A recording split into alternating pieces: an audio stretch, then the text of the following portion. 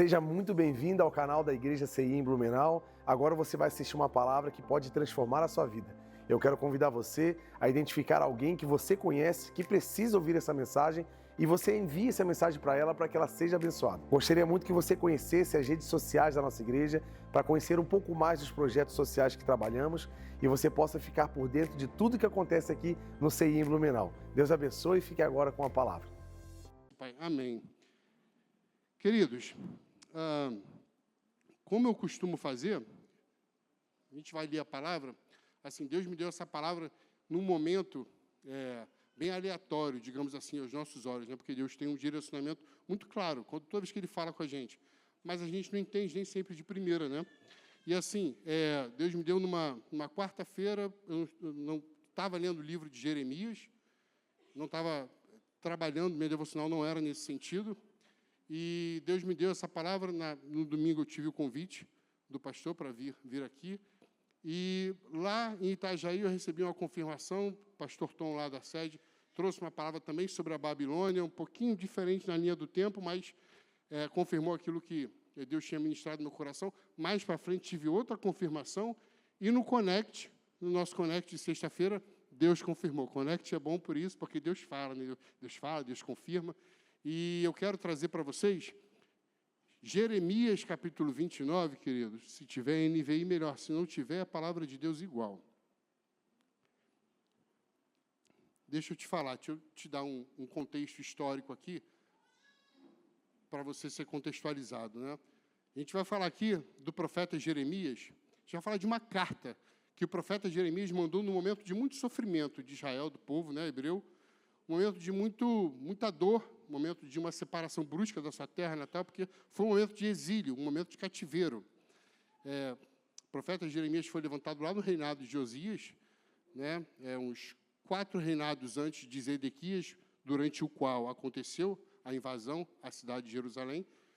E o profeta Jeremias veio profetizando e avisando, né, do que Deus faria como consequência de uma vida entregue à idolatria, uma vida politeísta, uma vida de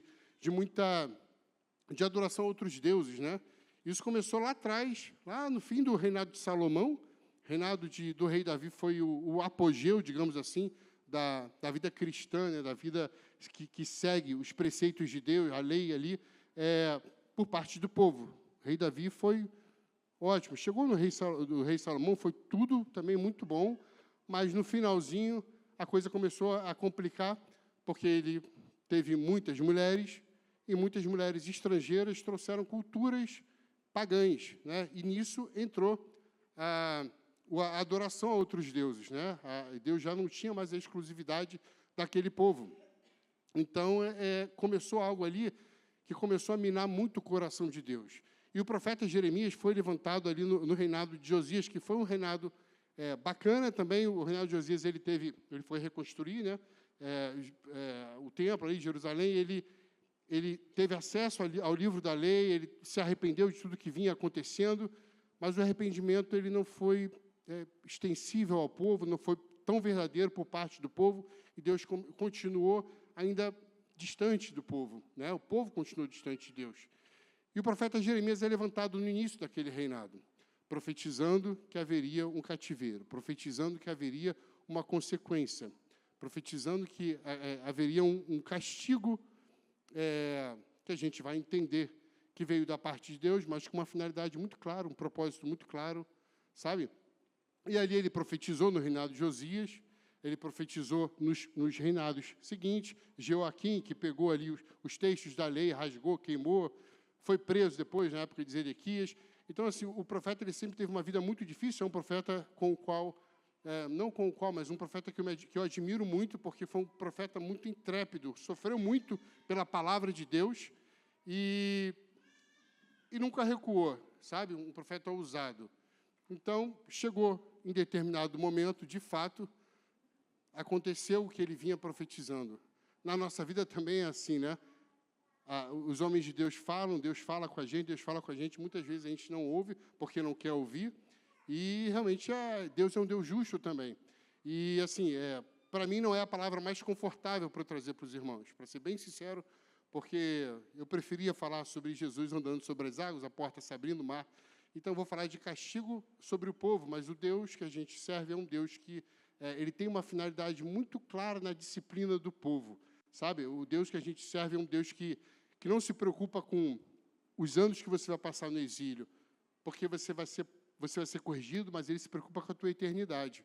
Então, ele te leva, e lá existe uma carta, que é essa carta que eu vou ler, vou dividir com os irmãos, do profeta Jeremias para esse povo, tá?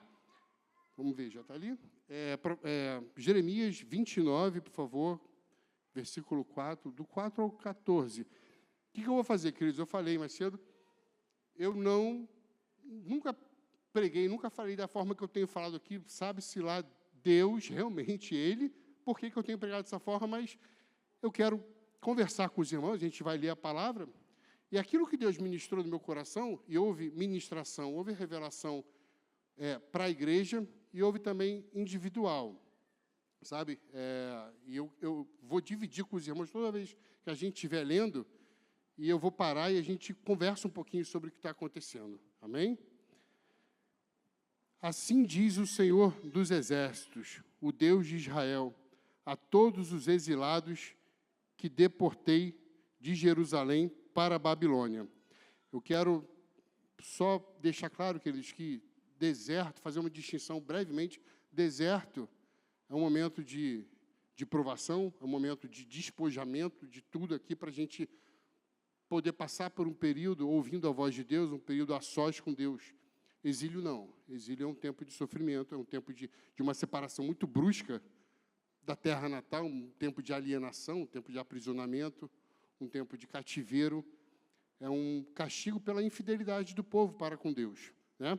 E aí, queridos, quando Deus fala, eu fui orando e fui lendo a palavra, e Deus foi sendo misericordioso e falando algumas coisas bem, assim, pontuais, sabe? Quando aqui, por exemplo, que ele fala que deportei de Jerusalém para a Babilônia, aqui é interessante porque eu tento sempre, quando eu estou lendo a Bíblia, imaginar o cenário, né? E eu fico imaginando aquelas pessoas aprisionadas no cativeiro, num momento de tanto sofrimento, e lendo que Deus deportou. Eles tinham acabado de ver a Babilônia entrando, invadindo, destruindo Jerusalém, incendiando o templo de Salomão, saqueando, matando, levando as mulheres, né, como suas esposas, concubinas. Assim se fazia à época das invasões, foi assim com os assírios, eles fizeram isso. E, de repente, como assim Deus me deportou? Eu estou aqui porque o inimigo me trouxe. E quando eu trago isso para uma aplicabilidade individual, eu acho muito interessante a gente ter em mente que foi Deus que deportou de verdade por algumas razões. Eu vou pedir, querido, para você colocar, por favor, em Hebreus, capítulo 12, versículo 6 a 8, só para a gente entender que foi Deus. Como que Deus age? Pois o Senhor disciplina a quem ama e castiga todo aquele a quem aceita como filho. Perseverem na disciplina. Deus os trata como filhos. Ora, que filho não é disciplinado pelo pai? Todavia, se vocês ficarem sem disciplina, da qual todos se tornaram participantes, então vocês são bastardos e não filhos. Além disso, tínhamos pais... Só até aí, querido, por favor. Obrigado. Por que eu quero que a gente entenda que não foi Nabucodonosor que liderou a Babilônia e levou a gente para o exílio? Porque muitas vezes, querido, na nossa vida, eu sou uma pessoa que eu tive o meu exílio particular. É muito difícil não falar, não quero ser repetitivo, mas algumas palavras realmente... e Deus já tinha ministrado que eu falaria sobre isso mais de uma vez, embora não seja algo do qual eu me agrade ficar falando. Mas, assim, eu tive meu tempo de exílio, eu tive meu tempo de cativeiro, eu tive meu tempo como resultado de escolhas erradas. Todos nós fazemos, sabe? Escolhas erradas, reiteradas muitas vezes. As motivações são diversas, mas isso existe. E, assim, tem aprovação, né? Tem um tempo de correção, tem um tempo da disciplina.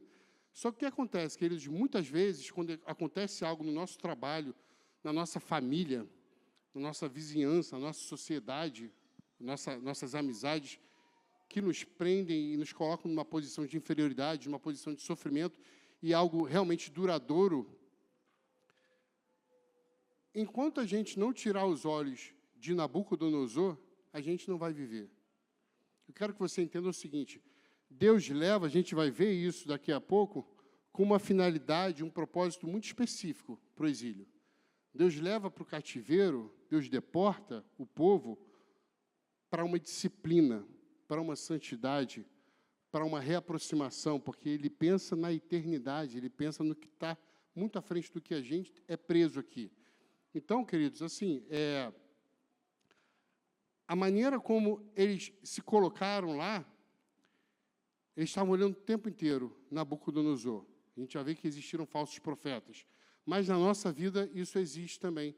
Quantas pessoas vieram falar comigo de agoniada porque não consegue parar de sofrer por um relacionamento que teve, e o relacionamento foi abusivo, foi destrutivo, e a pessoa não consegue entender, e depois quando ela sai dali, né, por um relacionamento errado, mas a pessoa não consegue entender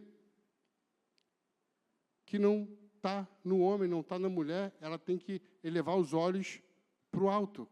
Deus, dele vem o socorro, né? E a pessoa, ela não tira os olhos de Nabucodonosor. Enquanto a gente olhar para Nabucodonosor, a gente não prossegue, a gente não avança, a gente não progride. Tem processo para ser vivido, tem disciplina para ser vivida, tem correção para ser vivida, e um resultado final disso em Deus, mas a gente não sai do lugar porque a gente está olhando para Nabucodonosor, a gente está se irando, a gente não consegue sair daquele ambiente, vocês entendem? Amém, queridos? Em seguida, fala assim, versículo 5, construam casas e habitem nelas, plantem jardins e comam de seus frutos, casem-se e tenham filhos e filhas, escolham mulheres para casar-se com seus filhos e deem as suas filhas em casamento, para que também tenham filhos e filhas. Multipliquem-se e não diminuam. Busquem a prosperidade da cidade para a qual eu os deportei e orem ao Senhor em favor dela, porque a prosperidade de vocês depende da prosperidade dela. Tem 3 pontos aqui que eu queria conversar com os irmãos. Primeiro é que existe uma noção muito clara de temporariedade aqui, sabe? O povo de Deus não está lá, por acaso, e sem um destino já pré-determinado, sabe? Só que aqui, Deus fala assim, vai demorar, não vai ser rápido, vai demorar, né? Ele fala, construam casas, né? Plantem, construam e habitem, não é construir e ir embora. Planta, cuida, rega, come do seu fruto, vai colher. E depois, case, tenha filhos. E aí ele fala assim, para ter filhos, e filhos dos filhos, ele fala aqui, do mínimo, umas 2, 3 gerações. Então, queridos, assim, a primeira coisa que Deus está falando aqui com o povo é o seguinte, não vai ser rápido, tá? Vai demorar. Mas entendam, assim como a mulher de Jó, né, falou, a louca, insensata, palavras dele, né, amaldiçoa, né, depois de tantos males recaírem sobre Jó, não da parte de Deus, mas permitidos por Deus, e Jó falou, fala como uma insensata, uma louca, aceitaremos o bem de Deus, mas não aceitaremos o mal? Então, em algum momento, a gente precisa entender, primeiro, que foi ele que deportou, segundo, vai ser no tempo dele. Por quê? Porque existe propósito. Agora, a segunda coisa é a seguinte, você vai ter um teto, você vai morar, você vai comer, você vai sobreviver, mas você vai plantar. Por vezes, aqui eu falei da participação que Deus nos chama para o milagre, da participação. Deus, ele se preocupa muito com o relacionamento. Ele não é mágico, ele não gosta de fazer as coisas surgirem, a bênção. Não, ele busca relacionamento conosco. Então, aqui, quando ele fala assim, você vai ter um teto, mas você vai construir. Você vai comer, você vai sobreviver. Fica tranquilo, está difícil, está doloroso, mas você vai sobreviver, mas você vai plantar. E aí eu penso assim, porque depois ele fala, busca a paz dessa cidade, cara, inimiga de muito sofrimento. Como assim busca a paz aqui? Aí eu falo assim, o que nós, eu me coloco nisso, o que nós temos construído nesse cenário de exílio, nesse cenário de cativeiro, o que eu tenho plantado? Como que eu tenho buscado a paz nesse lugar de exílio que eu vivo? Sabe, como decorrência de uma vida que, de repente, me trouxe para cá e Deus permitiu. O que eu tenho feito a respeito? O que eu tenho feito a respeito? Eu pensei assim, cara, falar isso em Blumenau é muito complicado, né? Porque, assim, se fosse em outros lugares do Brasil, assim, que a gente vê muito sofrimento, vê muita morte, cara, aqui é tudo muito tranquilo, sabe? Aqui é muito tranquilo, está tudo sempre super bem. Só que aí Deus falou assim comigo no meu coração, Silas, tem muito exílio interior, sabe? Tem muito coração cativeiro. Pessoas que foram separadas, vieram da sua terra para cá e têm vivido uma angústia, uma falta de paz enorme. Estão cativas dentro do seu coração. E a palavra que Deus me deu sobre a paz, eu vou dividir com os irmãos, a paz que você tem buscado na cidade, porque a sua paz depende dela, Deus falou muito forte comigo sobre família, sabe? Deus falou muito forte comigo sobre família. E, assim, tem gente que, inclusive, verbaliza isso, sabe? Eu vou sair de casa porque só lá fora que eu tenho paz. Só lá fora que eu tenho paz. Essa palavra Deus me pediu para dividir com a igreja, é uma palavra muito individual. Eu quero trazer por obediência ao Senhor. A paz que você busca quando você sai, você não vai achar, você vai ter paz quando você promover a paz dentro da sua família. Porque a tua paz depende da paz da tua família. Você entende isso, meu irmão? Entenda que isso é uma palavra de Deus, tá? Que eu estou dividindo com vocês.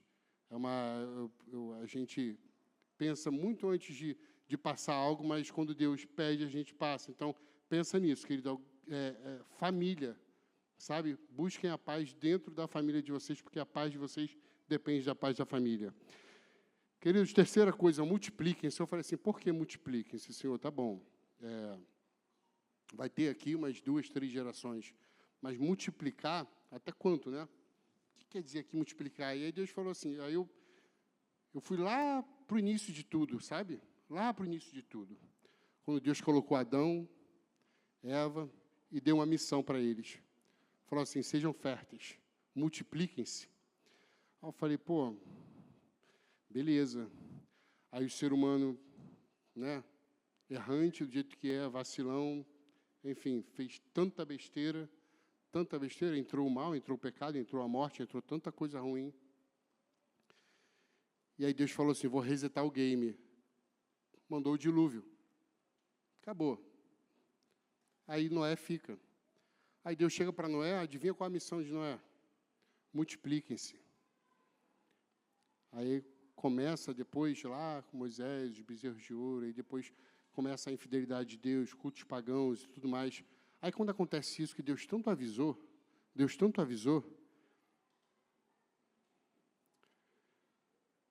chega para esse povo e fala assim, multipliquem-se. E Deus ministrou no meu coração assim, Silas, muda o contexto, muda o lugar, muda o tempo, mas eu sou o mesmo, meu propósito permanece igual. O meu propósito permanece igual. Então, o que eu queria falar com você, querido, não sei o que você está vivendo, sabe? Não sei o que você traz com você no seu coração, não sei o seu ambiente de trabalho, não sei o seu ambiente familiar, não sei da sua vida profissional, enfim, mas eu queria te falar que existe um propósito, a gente vai ler sobre isso, e o propósito de Deus, ele permanece igual, sabe? Ele está te chamando para participar desse propósito, ele está te chamando para construir, para plantar, para casar, ter filho. Não levem isso literalmente, né, quem é casado, mas, enfim, é para você participar. Sabe por quê? Porque Deus tem algo para você, a gente já vê que já está pré-estabelecido um tempo, mas isso aí pode demorar, a depender da sua inclinação, dos seus ouvidos, da parte de Deus. Eu posso falar com os irmãos que, assim, eu achei que seria bem rápido, sabe? Assim como esse povo aqui também achou, e a gente vai ver logo isso ali na frente, eu também achei que seria rápido. O meu exílio, meu cativeiro. Mas eu fiquei desempregado 6 anos, foi muito tempo. Foi muito tempo para um pai de família, foi muito tempo para 2 crianças, um menino de 1 ano, 2 anos em casa. Sabe, foi um momento muito difícil, chorei muito, né, escondido da esposa, depois que ela ia dormir, eu ficava chorando na sala, sabe, porque você vê o seu filho crescendo, você vê ele pequeno, e o seu filho vindo até você, fala, papai, amanhã o trabalho na escola é profissão. Qual é a profissão do pai? Vai todo mundo vestido. Eu falei, cara, meu filho vai vestido de quê? Né? E assim, isso foi sempre muito doloroso. Mas Deus tinha um propósito.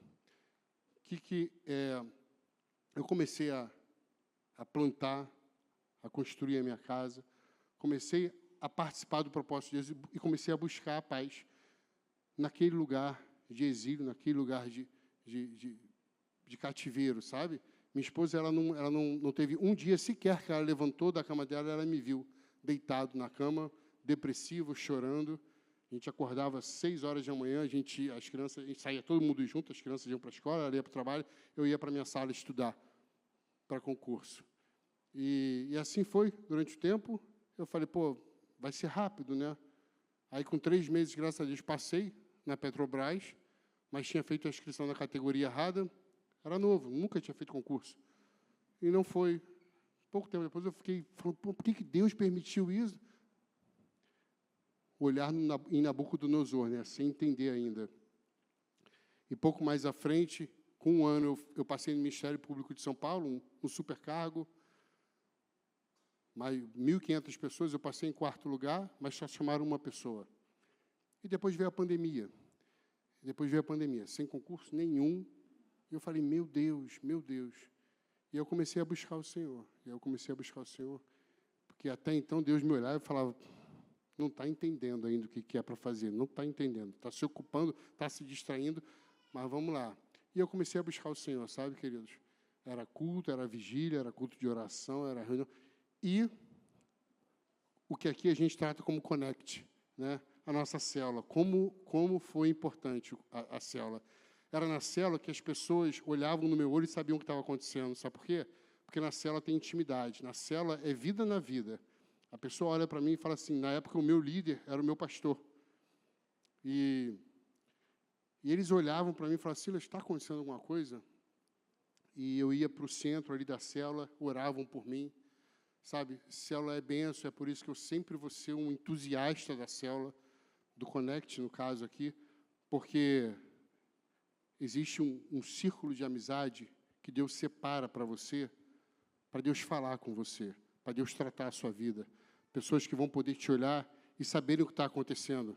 Então, eu sou sempre um encorajador das células. Já falei com a minha esposa, a gente está em transição agora de casa, a gente deve se mudar, se Deus quiser, até o fim do ano.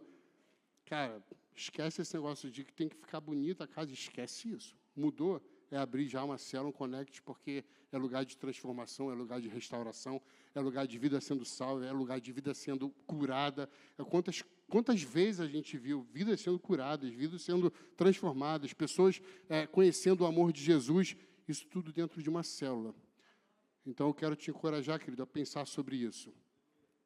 Mas aí eu passei pelo meu exílio, e a gente vai mais para frente entender um pouquinho melhor como as coisas terminaram. Mas foi um momento que Deus também falou comigo, não vai ser rápido, vai demorar. Eu achei que ia ser rápido. Não, mas vai demorar. Mas faça a sua parte, busque a paz, sabe?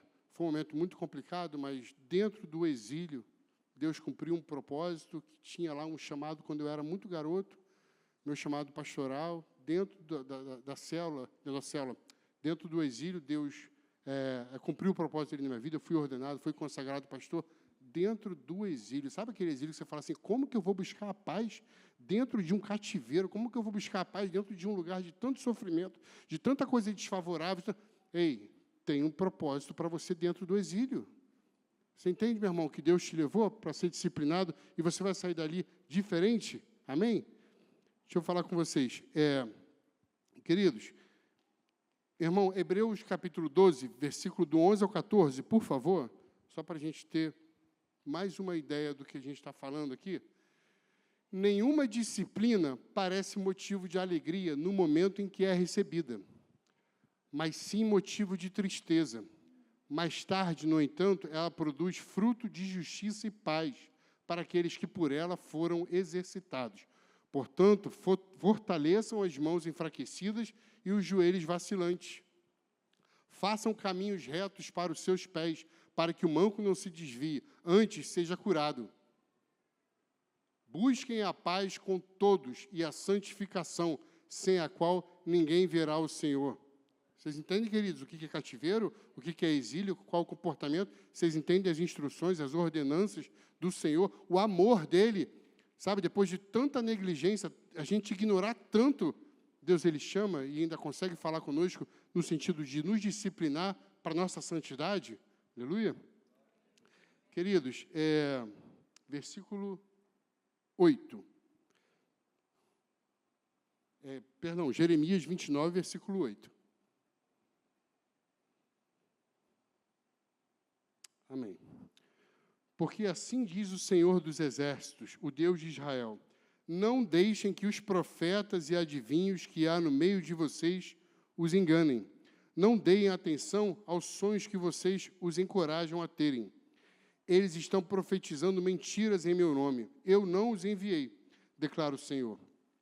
Assim diz o Senhor: quando se completarem os 70 anos da Babilônia, eu cumprirei a minha promessa em favor de vocês, de trazê-los de volta para este lugar. Deus está sendo muito claro aqui que existe um período já pré-estabelecido para o teu exílio, para o teu cativeiro, para esse momento de sofrimento. São 70 anos, não é o que você esperava, mas é da parte de Deus. Existem falsos profetas ali infiltrados, ali enganando o povo, dizendo que o cativeiro duraria 2 anos, sabe? E o que o povo quer ouvir, e também porque o povo certamente estava com os ouvidos já insensíveis, quando é isso que acontece, quando a gente se distancia de Deus, quando a gente se afasta de Deus, de tal forma, os nossos ouvidos já não têm a sensibilidade para reconhecer o que vem dele, a voz dele. Sabe quando alguém te chama, você fala, cara, não sei quem é, mas eu conheço essa voz.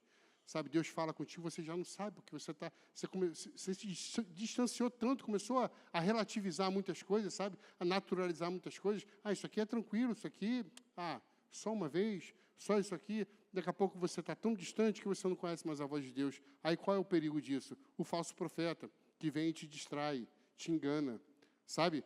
O que eu penso nos dias de hoje?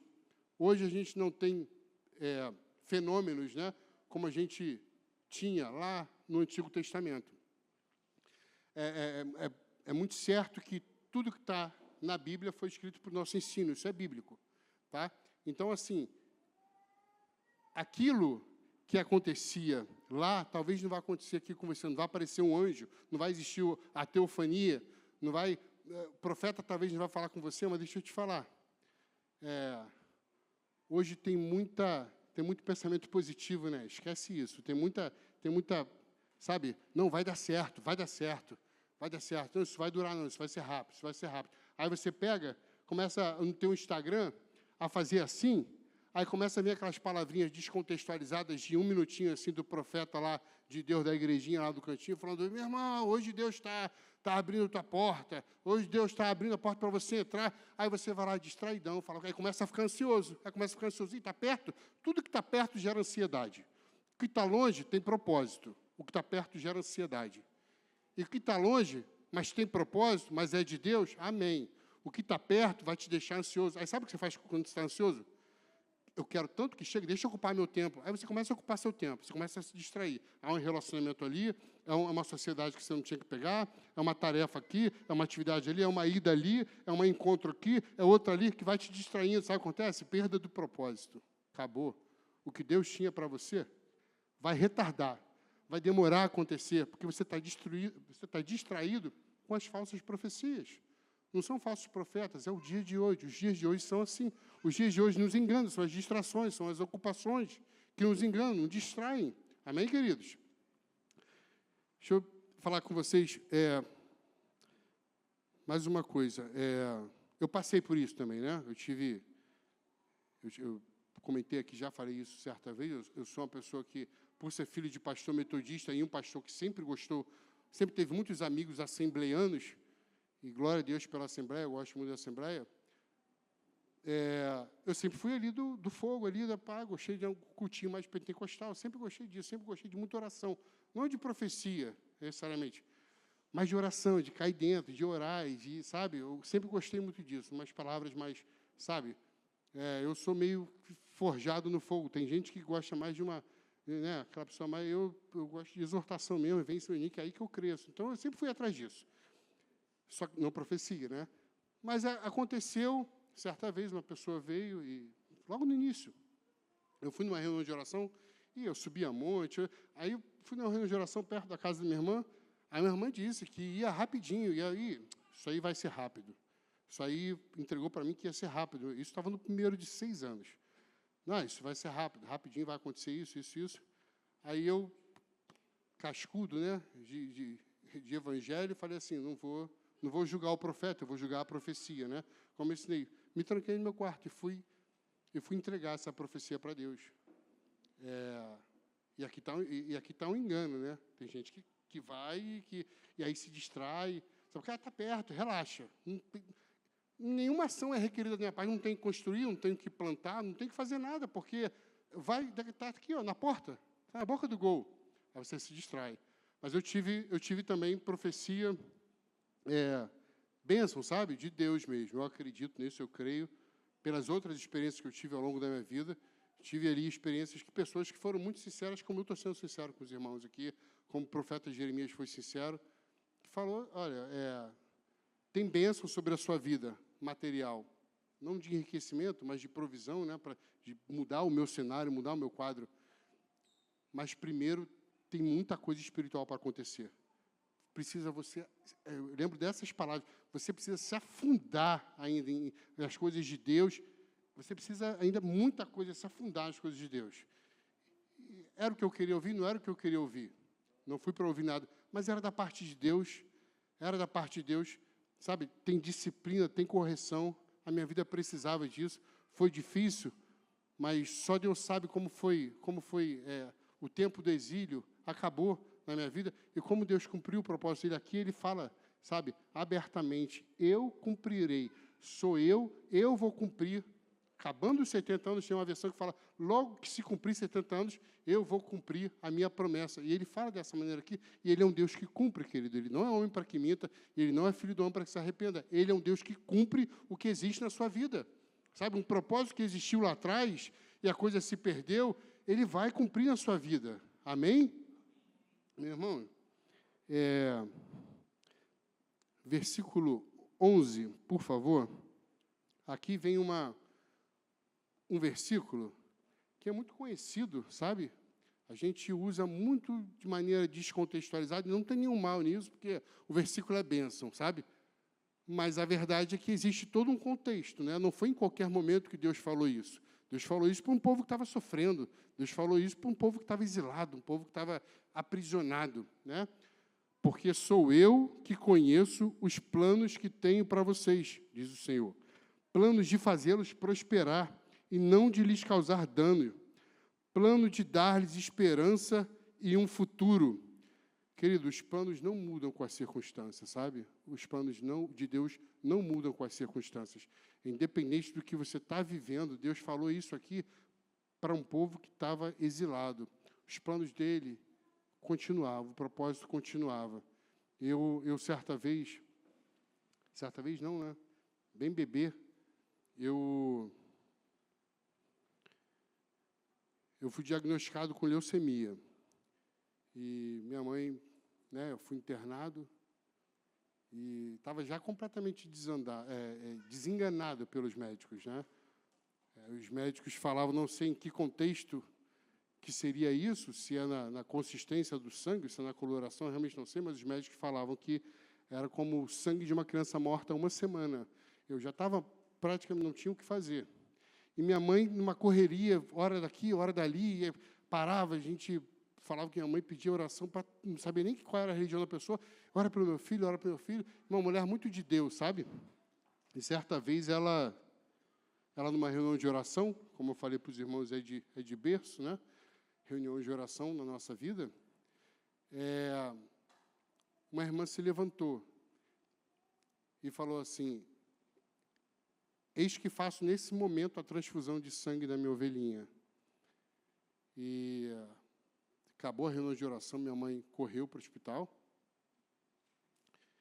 E os médicos estavam atônitos, né? Na parede, atônitos, sem saber o que aconteceu, sem saber explicar. Mas eu já estava quase de alta, não sei se foi alta, foi no mesmo dia, mas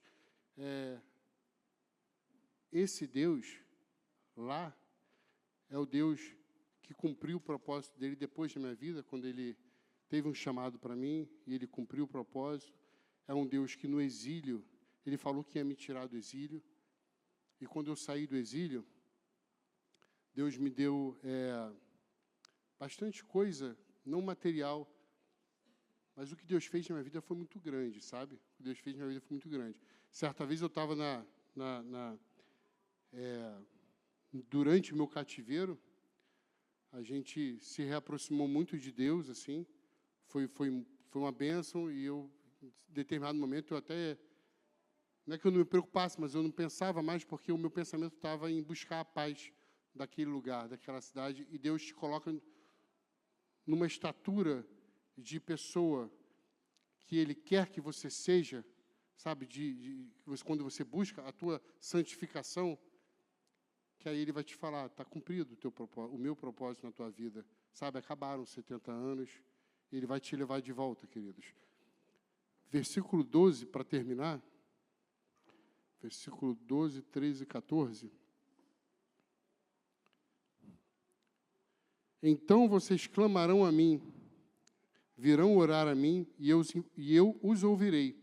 Vocês me procurarão e me acharão, quando me procurarem de todo o coração.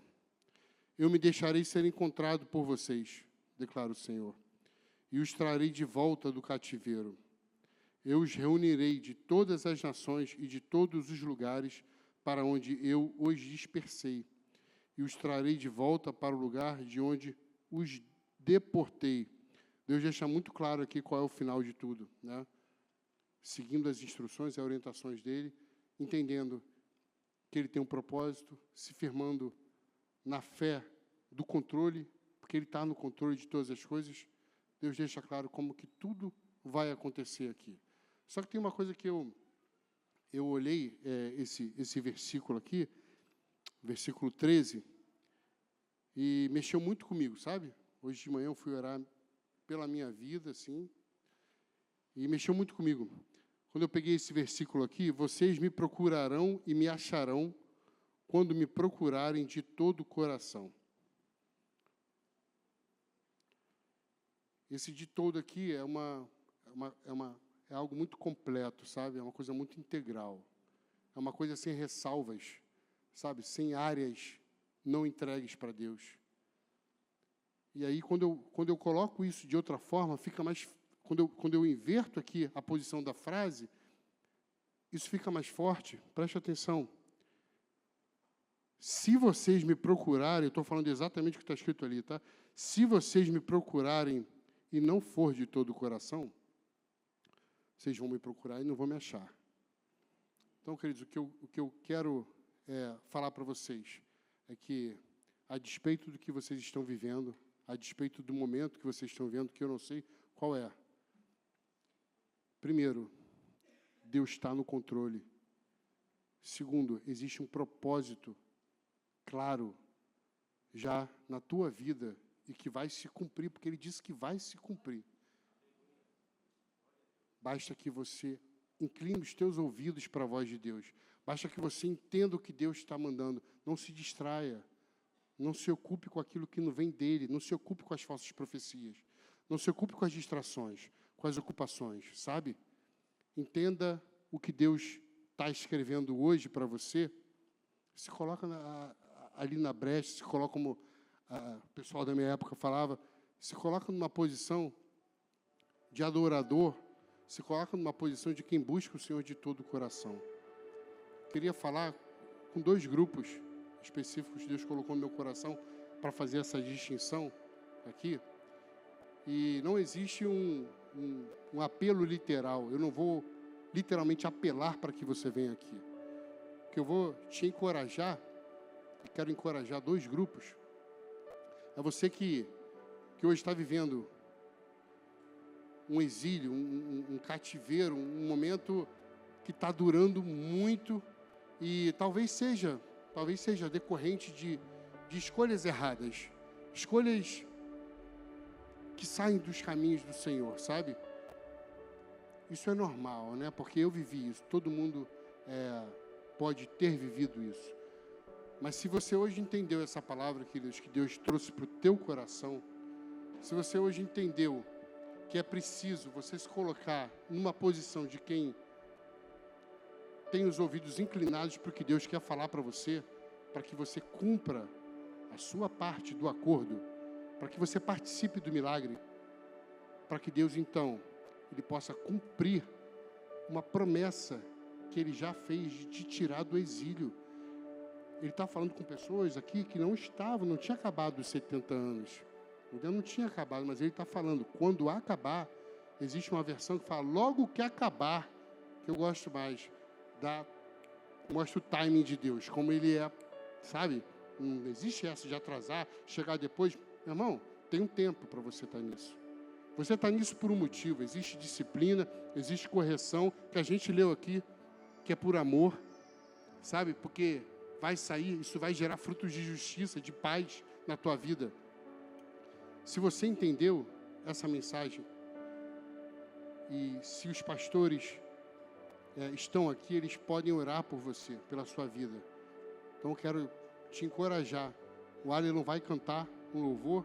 Quero te encorajar, se você é desse grupo de pessoas, abençoado, grupo que não é porque você está no exílio que você é errante. Uma coisa que eu quero deixar muito no fundo do teu coração: não aceite condenação do inimigo. O inimigo, ele vai condenar você assim toda hora, porque você está no cativeiro. Tu está onde você merece. O inimigo vai te falar, sabe? Você que buscou, é isso que você merece. Não é isso que você merece. Existe um Deus que te deportou para lá. Houve uma permissão do Pai. Não foi Nabucodonosor que determinou a tua vida. O Pai te deportou e falou assim: vai demorar, porque tem disciplina, tem correção, mas vão ser gerados frutos de justiça, frutos de paz. Você vai sair diferente daí. Como eu saí, sabe? Como eu saí. Eu creio que, assim, queridos, falei mais cedo, minha mãe, quando ela foi acometida por um câncer, minha mãe estava muito bem, fez a quimioterapia em casa, evidentemente, teve os efeitos colaterais ali, ficou um pouquinho inchada, mas ela estava muito bem, sabe? Faltava um ar aqui, outro, mas assim, uma vez só. Certa vez ela estava na cama, mas bem assim, estava na cama doente, ela estava descansando, e chamou a mim, chamou as minhas irmãs, falou assim: pessoal, eu queria falar uma palavra com vocês. Chamou os 3 filhos e falou assim: Deus tem algo para fazer nessa família. Existe uma promessa de Deus, e Deus já me falou. Minha mãe era uma mulher de Deus, sabe? E Deus já me falou que tem algo para acontecer aqui. E ela muito fervorosa, só que uma fé que eu aprendi. Sabe qual é a fé que eu aprendi? Não é que Deus vai fazer. Eu aprendi que Deus é poderoso para fazer tudo o que Ele quiser. Ele é o Todo-Poderoso, mas a soberania é dele, tá? A soberania é dele. Cuidado para você não se frustrar. Cuidado. Tenha um relacionamento com Deus, porque às vezes você vai falar aqui: poxa, Deus, não sei o que, Ele levou. Meu irmão, Deus é poderoso. Deus salva quem Ele quer, Deus cura quem Ele quer. Deus tem um propósito já inicial de salvar todo mundo. Mas a gente é tolo pra caramba, a gente faz um monte de besteira. Só que Ele é misericordioso. Ele faz o que Ele quer porque Ele é todo poderoso. Ele tem todo o poder para curar, para salvar, para libertar. Essa é a fé que eu aprendi a ter. Não que Ele vai fazer, mas que Ele tem poder para fazer. E minha mãe me chamou, e ela é muito ciente disso, era muito ciente disso, muito consciente. Falou assim: Deus tem algo muito grande para fazer nessa família. Eu não sei se eu vou estar aqui para presenciar. Eu não sei, pode ser que Deus não queira que eu esteja.